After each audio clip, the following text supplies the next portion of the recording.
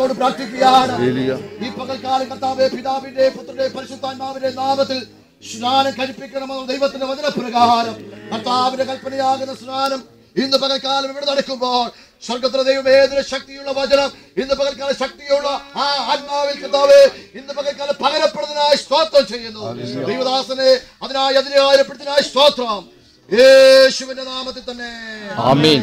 2000 വർഷങ്ങൾക്ക് മുന്നേ മനുഷ്യവർഗത്തെ രക്ഷിപ്പാൻ താണലോകത്തിലേക്ക് ഇറങ്ങി വരികയും യെരുശലേമിന്റെ വിരിമാറിൽ ജീവന്റെ സുവിശേഷം പ്രസംഗിച്ചുകൊണ്ട് പാപികൾക്ക് പാപമോചനവും രോഗികൾക്ക് രോഗശാന്തിയും കുഷ്ഠരോഗികൾക്ക് സൗഖ്യം നൽകിക്കൊണ്ട് മരിച്ചവരെ ഉയർപ്പിച്ചുകൊണ്ട് സാക്ഷാൽ ജീവിക്കുന്നവനായ ദൈവത്തിന്റെ പുത്രനെന്ന് തെളിയിച്ചവനായ കർത്താവായ യേശുവിനെ അന്നത്തെ റോമൻ പടയാളികളും യഹൂദന്മാരും പിടിച്ച് പുറമെല്ലാം മുഴവുചാല് പോലെ തല്ലിക്കേറി തലയിൽ മുൾക്കിരീടം വെച്ച് ആഞ്ഞടിച്ച് മുഖത്തു തുപ്പി തോളിന്മേൽ ഒരു വലിയ ക്രൂശ് എടുത്തു വെച്ച് ഗോൽഗോഥായിലോ അവനെ നടത്തുവാനിടയായി.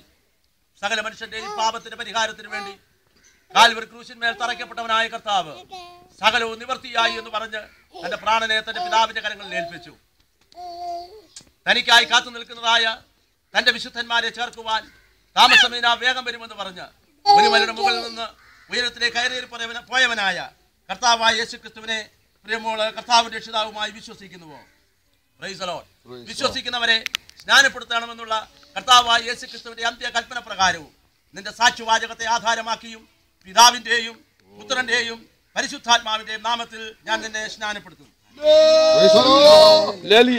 മരണപര്യന്തം വിശ്വസ്തയായിരിക്കുക, എന്നാൽ ജീവകിരീടം പ്രാപിക്കും. പിതാവേ, യേശുവിന്റെ നാമത്തിൽ ഒരു ജയകരമായ ജീവിതം ഇവൾക്ക് നൽകേണ്ടതിന് തൃക്കരങ്ങളിൽ ഏൽപ്പിക്കുന്നു. ദുഷ്ടന്റെ പോരുകൾ ഇവളിൽ നിന്ന് വിട്ടുപോയത് കൊണ്ട് നിനക്ക് നന്ദി പറയുന്നു. യേശുവിന്റെ നാമത്തിൽ തന്നെ ആമേൻ. ജയം ജയം ഹല്ലേലൂയ, ജയം ജയം എപ്പോഴും ജയം ജയം